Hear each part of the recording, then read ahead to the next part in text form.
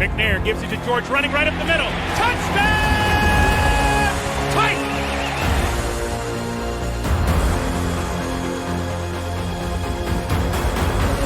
There are no flags on the field! It's a miracle!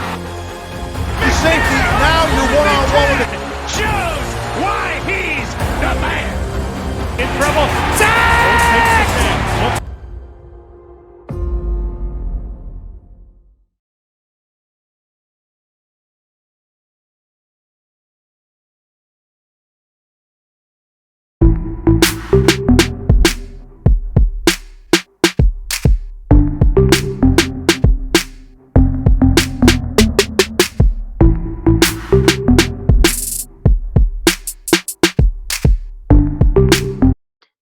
Ladies and gentlemen, Titan Nation, how's everyone doing out there?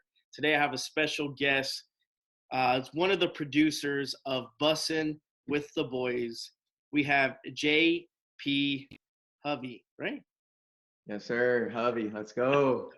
How's everything, man? It's going well, man. We kind of just wrapped up our week a little bit, so I'm cruising some right now. Oh, nice. How's the work? How's that schedule like? Do you guys shoot like only on a certain day? Because I know you guys usually put out all your content Wednesday. Yeah, audio at 6 a.m. and then the video now at noon. We used to be at 6 p.m., but we switched it to noon.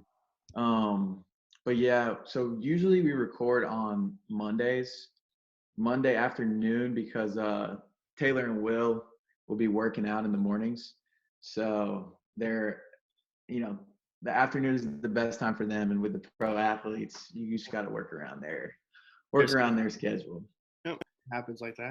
But yeah, so we'll do that Mondays, usually like around 2. Now, if we have like big guests come in, like when Pat McAfee came, he came on a Friday, and you just kind of flow off of them. Like, you're not gonna tell Pat McAfee like, "No, we can't go, man. Monday at 2 or nothing." Sorry, bro. So the only spot we got. Exactly. So yeah, we'll do that, and then right after that, we'll put together like our rough draft video that we'll send out to the others on the team, and then Bloss will like kind of take care of the audio and clean that up. I will rewatch the episode, make the notes, and then cut all the clips that you'll see like on YouTube and social media and all of that. And then Garrett will make the graphics for the Instagram and all that. And Jack, he'll make those. I think they're the dopest trailers, but all the trailers you see for all of our different content. So that's kind of what the squad's week looks like, Monday to Wednesday. And then after that, it's just kind of like, Taylor is always getting asked to do stuff. Will's always getting asked to do stuff. So we'll roll with them to whatever events, and that'll be in the back half of the week. But that's the most basic version of the week. The breakdown, right? The breakdown. How many are actually working with you? I think you named like 5 or 6 people off the bat. Yeah, including Will and Taylor. I think we have, let's see, Alex. So Alex, I forgot to mention him in that whole process. He's like the creative director kind of. Okay.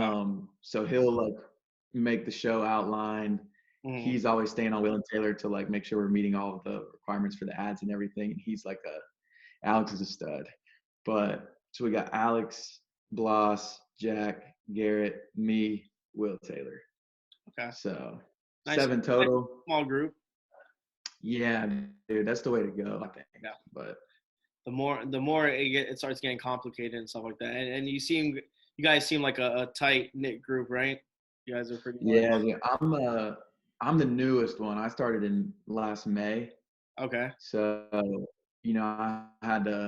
went through those first couple months of trying to feel everybody out and not step on toes, having them get used to me. But I mean, we all kind of gelled pretty quickly, and they're all super fun just to hang out with, even outside of work. Definitely. How did you, if you don't mind me asking, how did you pick up the job? Like, how'd you land that spot? Dude, it's pretty crazy because I was living in Florida at the time, and I was working with like a bunch of like UFC fighters or guys that are trying to make it to the UFC, and then also tennis players. And just because in South Florida, those are like two massive activities down there, two massive sports. But I was kind of like on that path doing my own thing, and one of my friends sent me Will's story, was like, dude, you got to check this out. This dude is hilarious, and it looks like they're hiring a videographer in Nashville. And I had told people like, yeah, I'm looking for a full-time gig. I don't think I want to do this stuff on my own right now. And so I just like swiped up on the story, applied, sent in my resume, all that good stuff. And it's crazy because I was interviewing with the UFC at the same time. Oh, really? And wow. Yeah. And so like, dude, 3 interviews in a row, they were on the same day. And I was like blowing my mind. I'm like, I called my mom. I'm like, I think they're messing with me. Like, neither of them are going to give me the job. And they both know that these are like dream jobs. But ultimately, like, got to the last round of both. And I was just like, man, my girlfriend lives in Nashville, and UFC would be in Vegas. And I really didn't want to have to choose. I'm like, I really hope I just only get one. I don't know what to do. I would have gone with Bussin' with the Boys. It's just more like, it's more diverse with like what they talk about and people you meet and stuff. But yeah, so that's kind of how I got it. I didn't really have a traditional resume because I was doing my own thing. But I just sort of like was super honest in my cover letter. Just like, hey, like, I know my stuff looks a lot different than probably a lot of the applicants, but I guarantee you that I'm bringing a different work ethic, a different creativity, different mind to it all. So definitely, man. It worked out amazingly. That's a hell of a choice too, if you think about it. I mean, that's completely like two separate, identities. UFC, which is pretty cool, especially. Did you you said now you lived in Florida? I'm assuming like what, South Florida, Coconut Creek, Fort Lauderdale. Right. Yeah. I was right in the fighter mix. Pretty much in both. Yeah. My roommate, my roommate in Florida trained at Top Team. Nice, American Top Team. It's a hell of a gym. Yeah, a lot of bees coming out of there, man. But I was saying, man, like you hit those spots, Boca, West Palm, man. Those gyms right here, it's just a cluster of all MMA fighters, man. Essentially from the East Coast as well. They're all just in one spot. It's crazy, but it's cool, man. That's cool. Yeah, dude. And it was really good for me because those guys, obviously, like, MMA is sort of a newer sport to like the general public. And so unless you're like Conor McGregor or Nate Diaz, like, the casual sports fan isn't really going to know who you are. Definitely. And so those guys are like so far behind with them promoting themselves on social media. So like, it was a great opportunity for me to get my stuff out there. Like, hey, you guys need help. I need the exposure. Let's collab. Yeah, I had one over there in Florida. They were doing, especially now since bare knuckles is pretty big, especially in South Florida. And the promotion of what I was going with, like, she was asking a lot for what she was giving, or what, she was a broadcaster that she did bare knuckles for God knows how long, but she was just a lot older lady, and she's getting old. Nothing against the older folks, but they're not with social media. They're not down like the young kids. We're quick with just putting anything down. I mean, you're younger than me, so probably more shit than I do, but for the most part, I kind of know how to handle social media for what it is. And that's what she basically wanted me, just to do the promotions, the little trailers and all that. But it was just, like you said, like, you have different people kind of cover everything. She wanted me like to cover all that. And when I'm like, yeah, it's not going to happen. What was the promotion? Well, it was bare knuckles, but I don't want to name the lady. We'll talk about it after. I don't want to kind of like, I'm not bashing her. But I'm just saying, like, it just, what she gave me, I was just like, that's too much for one person to do, and you wanted it within a week. And so it was, but again, like I said, it's all about exposure and stuff like that. It's kind of fun, and just interviewing people. You kind of open up your vocabulary. You open up even talking to people. I remember when I first talked to players, I was like, so I had like a list like written down of all the questions. Like I wouldn't even listen to the guy. Like I would ask him like a defensive question, and then I would just like blow past what he just said, and I would just go with another. Like it was horrible. It was terrible. Yeah.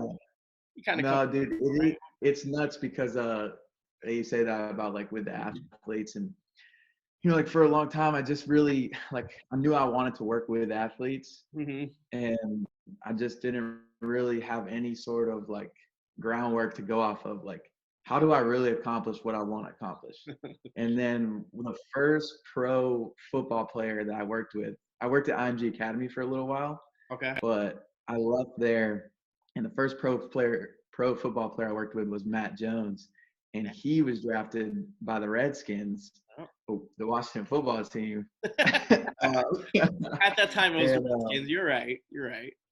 Yeah, and so he played with Will, and so just that happened, and then fast forward 2 years, and I'm doing an interview with Will. I'm like, whoa, like it's weird. It's a small world, man. It's a small world, and how things like they like connect with, even with like colleges like they went to, or like I have a friend. I mean, he's a friend of mine. I had him on the show, Dexter McCluster. He went to Ole Miss, and like I had another buddy of mine, Gerald McGrath, again played for the Titans. And like I had an event last year, and then I was talking to Dexter about like, Gerald might come, and then Gerald's like, yeah, I actually, he's like, my wife knows his wife because they went to Ole Miss, and it's just like it's small world, man. Everyone is connected. It's the weirdest thing. Like, and they play different years too. I think McGrath like was in like 08, and then McCluster was earlier than that. But it's crazy how, like you said, you just connect the dots, and you're just like. So it's always good material though too. Especially, I bet you like that kind of helped out with Will, like knowing like, oh yeah, that guy. Right, because the big thing with them is like, are you gonna know how to handle like talking to the guests that come on? Like, are you gonna be a fanboy? Are you gonna be intimidated? All that stuff. So that kind of passes through. Who was like the first one that you had where you were like, oh man, that's. Because you had some big guests, man. Like, like I said, you're an MMA person, so like having Michael Chandler is like another thing. Like you're like, oh, this guy just finished fighting for the title. He's on the bus, like that's crazy. Right. So it's nuts. My first episode in person he's not an athlete, but it was Dave Portnoy. But so yeah, and like so that's like my first day even meeting all of the guys on the team, really. And I'm just sitting here thinking like, oh gosh, like Portnoy's here, like this is insane. What, like, I hope I don't screw anything up. I never even stepped foot on the bus. And so that was like pretty cool. But he's like a big personality and everything, but he's kind of like a disarming person too. Like he made everybody feel comfortable, and like he is who he is, and he's not trying to big league. That's good. There's certain like people, but there's certain people that could come off like, oh. Yeah, and then I would say like by the sheer size, I mean, it helps that Taylor is 6'7" and like 300 whatever pounds, so you're not going to see very many people bigger. But Jeffrey Simmons, dude is a unit. Yeah. And seeing him was just like, whoa, man! Like this dude is a beast right here. Yeah. So I would say him, Jeffrey Simmons, and Roger Saffold, as far as size goes. Yeah. Or the two where you're just like, yeah, that's Roger's solid, man. Roger's solid. That's a big boy right there. Yeah. Yeah. That's kind of cool though. So that would be, yeah, man. Like I said, you guys had some crazy guests. I mean, I was just like, dang, like that's dope. That's cool. Yeah, it's the best, man, because especially growing up liking sports, and then when you're a little kid, you always like dream about like, man, that would be so cool if I knew that person, if I got to meet that person. And then now I'm getting to meet all these people that little kid JP is like freaking out, like, man, that's the thing. This is awesome. you kind of have to act nonchalant, like you don't care, but you do. You get me? Like he's no, like, hey, what's up, man? What's up? Like, Yeah, exactly. because it makes it awkward if you're kind of like, oh man, like you get hyped up and stuff, which you want to do. Like I understand that, and I think that happened to me like maybe the first two interview players I had, like Gerald McGrath was one of them, and you can tell through the whole interview, I'm like smiling. I'm like, in the beginning, I didn't know what to say. I'm like, yeah, man. I'm like, this is the first interview. Like you can tell, like compared to now, don't get me wrong. I've had a lot of players on, so I kind of learned how to kind of channel that and kind of like just nice and easy, nothing crazy. Like I said, so it's funny though. Why am I taking too long? Because I talk a lot. Always. The real star. Yeah. Oh. Okay, I'll hurry up now. Okay, buddy. Can you get inside? All right, just punch that. See, he's always. Yes. Oh, there he goes. Yeah, he's going off. Hey, who's the best Spider-Man? Tom Holland, Tobey Maguire, or Garfield? Man, I like Toby, man. Toby, the movies I feel like they're a lot better, but that's just me again. But I see that. I'll let it slide. Yeah, you look like you're a Tom Holland fan. You kind of look like I'm. Hey man, you just been kidding me this whole day. Is that what it is? Are you a Tom Holland fan? Oh yeah, man, I'm all in on Tom Holland. That's hilarious. We don't have to stay on the Spider-Man topic. The only piece that I'll say, I get into this argument a lot, is can you really picture Tobey Maguire standing next to Thor, Iron Man, and all of the Avengers? You Absolutely can't. not. Absolutely not. You're right on that one. Why? Who argues that with you? Oh, dude, all of my friends are Tobey Maguire fans. Oh, there we go. I'm just Tom Holland is the young. I feel like that's who Spider-Man in the comics is. Yeah. Hey, just like this right here. Yeah, right there, Peter Parker. Go inside. Yeah, the newest one. Yeah, right here. He's always in everything. Can you go inside, buddy? I want to watch you. You want to watch me? Okay. I'm not going to be calling nobody. Okay. Well, talking about on the bus and stuff. How's Will and how's Taylor, like personal wise? Because like you said, you talk to these players and you get like this this perception of them, and then at the end, like most of these players, like Gerald was a linebacker and he's like the kindest person. Like how do you tackle, like how are you like this? Like he's just like a gentle giant. Like he's just an easygoing guy, just chill. Like it's crazy. So right. Yeah, I would say with Will, the first things I really saw of Will was his social media stuff. Okay. So he's funny. He looks like he's a funny guy. Exactly. He's hilarious. You can tell that he's just like a super solid dude, really genuine, like a big laugher, a super like in-depth thinker as well. And so, just high energy, and somebody that even before meeting him, you're like, oh, I feel like I could be friends with him. I want to be around him. And Will pretty much lived up to every single one of those things. And he's just like super genuine, super nice. Like I really can't say like enough good things about him. Which is always cool because. Oh no, you're good. Do you want me to wait, or do you want me to No, go ahead. I just closed the garage because it's cold. So go ahead. I got you. But yeah, man, he is exactly who everybody thinks he is, which is pretty cool because obviously there are some people out there that they can put on the little facade for the cameras. And then Taylor, the first things I had ever seen from Taylor is probably what a lot of people saw from Taylor is like his Josh Norman stuff. Oh yeah. And I had just like only seen Taylor on ESPN and YouTube videos. And in there, when I'm seeing him like, just being a savage Savage on the field, I'm like, dang, I wonder what this dude is like. Like, Yeah. you know, he's a beast on the field.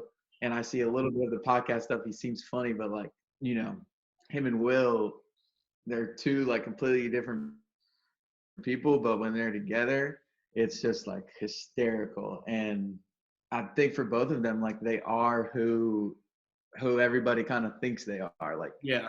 they're themselves all the time. And it's cool, man. Like Taylor will always invite us over to his house, like, you know, hey, do you guys want to come watch the UFC fights tonight? You guys want to watch the Super Bowl?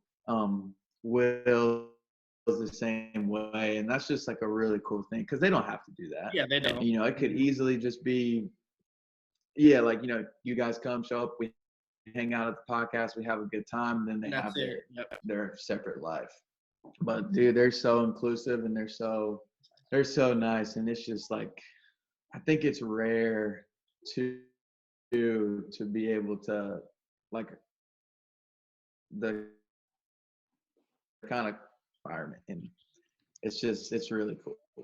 No, definitely, man.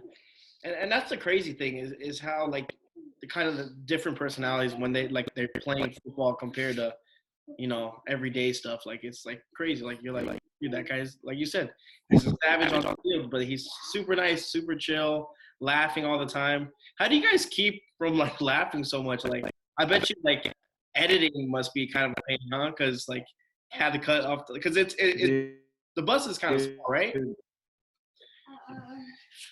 Yeah, the bus is kind of small. We don't have to edit too much. Like Bussin' with the boys, it's like it's kind of funny to hear the laughter in the back cutting up. Now I'm the worst. You can kind of probably see it. I just like naturally have a smirk on my face at all times and all that stuff. What was the first thing Taylor told you about? What was Taylor's interaction? What was Will's interaction with you the first time? So both were like a little bit like Portnoy was coming that day. Okay. So it was like everybody's kind of like, you know, this is a big day, and like everybody's kind of locked in on it. Will, of course, first thing gives me the big hug, and then it just kind of, you know, like focused on, he's just like, big day, man, big day. Like I told you, we were bringing out the red carpet before your first day. We're bringing El Perez up, and Will introduces me to him. He's, you know, like, what's going on, man? How you doing? So you moved up here just for this, da da da, you know, like kind of the small talk. And then Portnoy rolls in. So it was like kind of quick. And then, you know, like a month later, Will gets married. They're at the wedding. Taylor's on a trip. Will's on a trip. So I really didn't get to spend that much time with either of them until like, you know, late July, August. And then by that time, Taylor is getting ready to go into the season. Yeah. But both super warm and welcoming, and it was cool. But I will say one little funny story about them, or about Will at least, because, you know, I think a lot of people forget that Will was like a dog in the NFL when he was like when he was with the Redskins and even with the Titans. You know, he was captain at the Redskins, just like a grinder, and like if you're a starting Mike in the NFL, you know, you're elite. And one time we were screwing around and he like put me in a headlock. Hey, I was like, I couldn't even move. I was just like, you know, and I was acting like it was nothing. I was like, you can't even lock it in. You can't even lock it in. And, you know, I was like starting to lose my oxygen, about to pass out. And then he let go. I was like, told you, man, I don't tap. You had nothing. But I texted him after. I was like, yo, I'm not going to like lie. that. Like, I couldn't move. And he was like, man, he's like, it's crazy, isn't it? And but just, you know, like feeling the strength of an NFL player is like, Ooh. That's funny. Yeah, man. That guy. You guys seem like you guys have a good time, and again, the podcast is it's second to none, man. It's really good, especially being like the first NFL players to kind of break out of that shell and do their own thing, and do it successfully. Everyone can do something like that, but the way they took off and they have a really strong fan base. Um, and same thing, even when Will left Tennessee and played for the Raiders and stuff, like people were still, which I like about. That's one thing I do like about Tennessee Titan fans. Like once you're a Titans fan and you've been a player, like as long as you don't bash the team after you leave, you're in good graces. Everyone likes you, but Right. so Yeah, it has been cool to see to experience like the Titans fan base and like how much they love Taylor and they love the podcast. Like when we have our tailgates, it's just like people. I just felt like I was immediately immersed in like the Titans culture. I'm like, dang, this is like a dope. Like the Titans ride or die fans are like, yeah, they're serious, awesome. man. Yeah, they're serious, and Yeah. like Yeah. I know you told me before you're not a big NFL guy, but it's cool to see though. It's cool to see, and I'm glad you're living it, man. That's awesome. A lot of people, that's like their dream job. Like you said, you had your dream job before. And hey, are you going to the George St. Pierre is coming next month? Do you know that, bro? Yeah, man. Somebody was sending me the tickets on it to see if I was gonna buy one. I'm going. I'll be there. I'll be there for sure. Oh, for real? Yeah. That's something I if it's someone like random, like but it's George St. Pierre. It's different. I grew up watching him. I'm there. Yeah, I mean, arguably GOAT. Yeah. So I'll definitely. Dude, yeah, I can't decide, man. I'm cheap too, so I'm like, like I wonder if there's a way I can finesse my ticket. I mean, hey, talk to Will. Maybe we'll get him on the bus. I don't know. Talk to my Chandler. I know. Well, when we found out, Bloss sent in the group chat. He was like, "Yo, we should try to get him on the bus." It would be that would be. I don't know. Again, I don't know how you guys market. How do you guys do it? But I mean, hey, I mean, if someone can do it, I mean, you guys have the outlet and you got the players to do it. So, do you guys look for certain ones, or it's kind of like is a certain group that you look for? Like, okay, we would like to try to get this person. Like, what's his name? What Pat? When Pat was there in town, when he was doing SmackDown, like okay, Yeah. you kind of see their plan. Like, okay, he's gonna be here in Nashville. Let's try to grab him because that's what I kind of saw on social media when that happened. Yeah, and we've definitely transitioned to doing that more. It was tough before because Taylor's obviously all in on the season. Yeah. And that's a 24/7 type of deal. And then Will, at any moment he was going to get called and go to a team. Mm-hmm. So, you can't really ask a guest like, hey, could you maybe come this day? Like I might not be here, but now that Will is in off-season Willie mode, it's more like like looking at Zany's, the comedy club down the street, like, oh, which comedians are coming, looking at different like actors that are rolling through town, different athletes, because like Kittle and them obviously are from here and they bring guys down in to his little farm or whatever and work out. So just like trying to have a pulse on Nashville and see who's coming into town. And then now we'll be able to start getting more guests because I think we're going to start like flying people out. Nice. Joe Rogan style. And so, we'll take care of all the logistics. Hey man, maybe we'll fly Joe Rogan out. I don't know, man. After he's done with his little Joe Rogan doesn't leave thing. Austin. He don't leave Austin. He's stuck there, man. He's hammered. Yeah. But I mean, that'd be kind of cool. But yeah, I think Joe Rogan, because I've had so like we talked about before, like the MMA podcast I had his name's Eric Nixick. He's the coach for Francis Ngannou and stuff.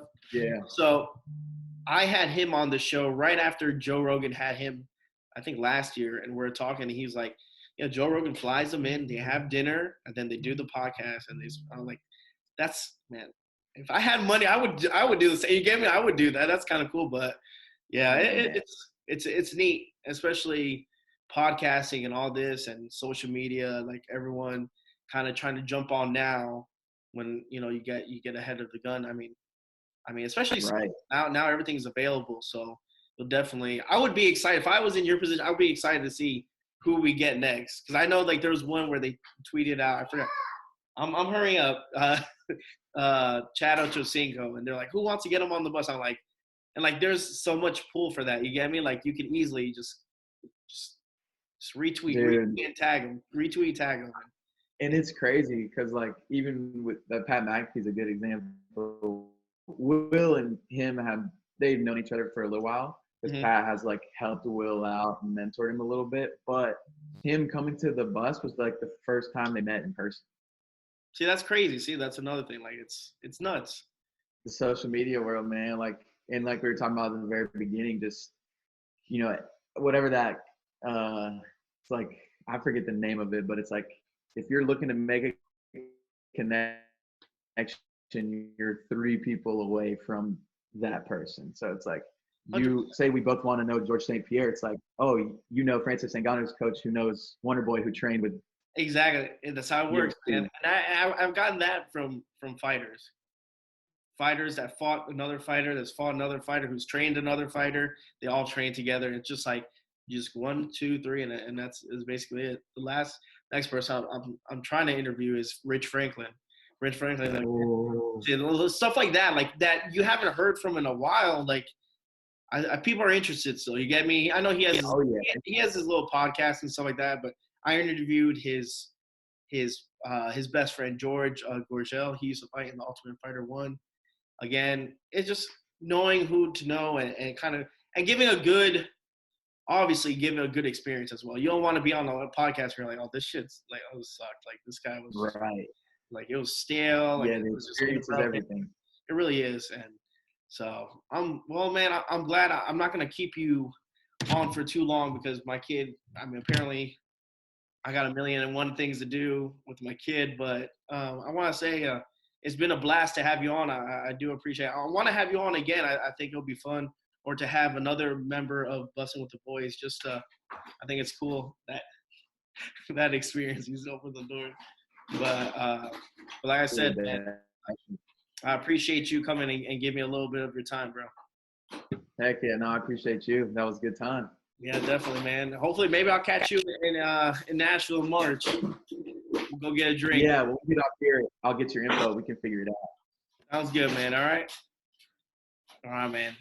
Look, he's back again. Heck yeah.